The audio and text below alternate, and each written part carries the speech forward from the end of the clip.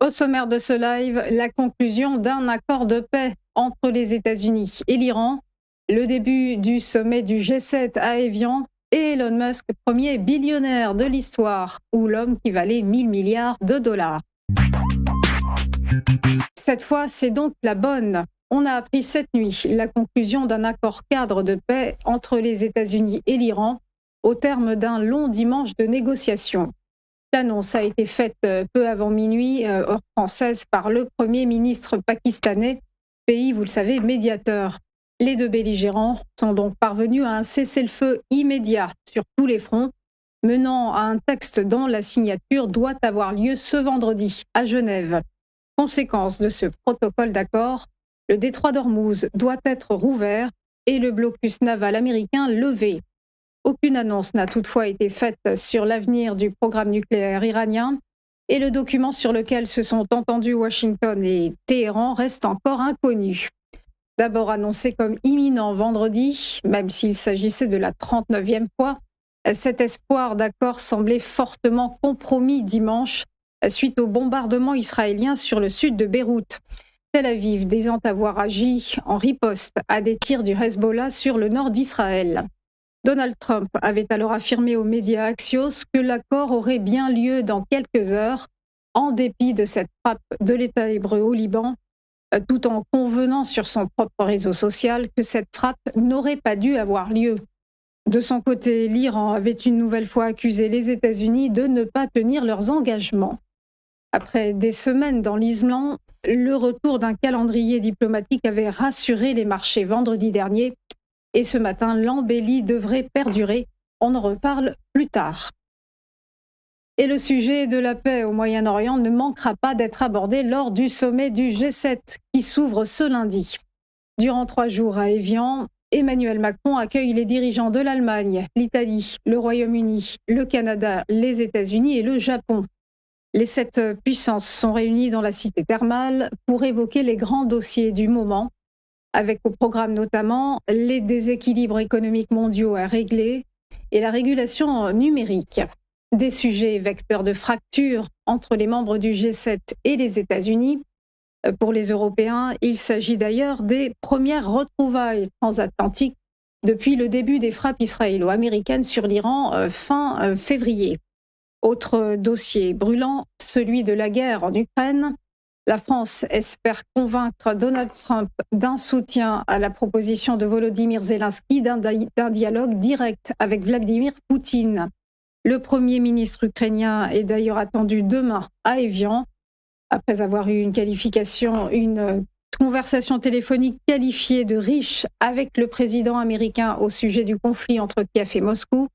Il a confirmé que tous deux avaient convenu d'approfondir ces discussions à l'occasion du G7 en marge d'une réunion de travail commune, ambitionnant selon lui de redonner un élan à la diplomatie.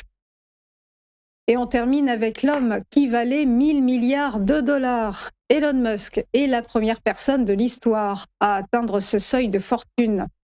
Un cap franchi vendredi soir à l'occasion de l'introduction en bourse de sa société SpaceX, dont il possède 42%. L'IPO, je vous le rappelle, a l'engouement le plus important de l'histoire, avec une action frôlant les 170 dollars et une capitalisation déjà proche de 2000 milliards de dollars. Avec cette richesse, le patron de Tesla pèse désormais plus lourd que ses poursuivants, les cofondateurs de Google, Larry Page et Sergey Brin, et le dirigeant d'Amazon, Jeff Bezos. Cette barre symbolique demeure cependant très volatile, comme la fortune d'Elon Musk est corrélée au cours des actions qu'il détient. Et pour vous donner un ordre de grandeur, cela équivaut à s'acheter 10 000 Airbus A350, 1,2 million de maisons à 800 000 dollars ou encore dépenser, tenez-vous bien, 1 million de dollars par jour pendant 2740 ans. Il ne reste donc plus qu'à Elon Musk qu'à trouver le secret de la longévité. On passe au point bourse, rappel de la clôture des marchés vendredi avec des places européennes en grande forme. C'était l'heure du rebond pour le CAC 40 porté par les espoirs de fin de conflit au Moyen-Orient. Plus 1,83% à 8350 points. La côte parisienne a gagné 1,61% en bilan hebdomadaire. Belle performance aussi à Francfort pour le DAX, qui a grimpé de 1,76%, terminant à 24 635 points. Et sur l'ensemble de la semaine, la cote allemande a néanmoins reculé de moins 0,5%. Beau fixe également à Londres, le FTSE s'est envolé de plus 1,27% et s'établit à 10 471 points. Et en rythme hebdo, l'indice a engrangé plus 1% tout rond. À Wall Street, l'ambiance était tout aussi joyeuse, bien que plus modérément.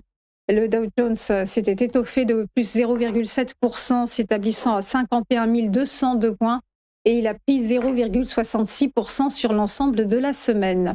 Alors que le S&P 500, lui, a avancé de plus 0,5% à 7 431 points, et il est monté de 0,65% sur sa performance hebdomadaire. Quant au Nasdaq Composite, il a grappillé plus 0,31% et se situe à 25 888 points.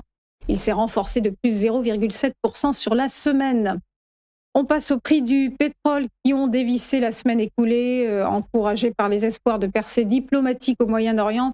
Et logiquement, ce matin, les cours continuent de s'écrouler. Le baril de Brent se négocie à 83,63 $ et s'est effondré de moins 11,5% en hebdo. Quant au cours du WTI, il a dégringolé également de moins 11,5% sur la semaine et pointe à 80,71 $.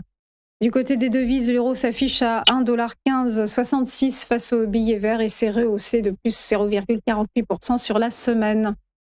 Et enfin, le Nikkei ce matin à la bourse de Tokyo s'envole de plus 5,05% à 69 351 points.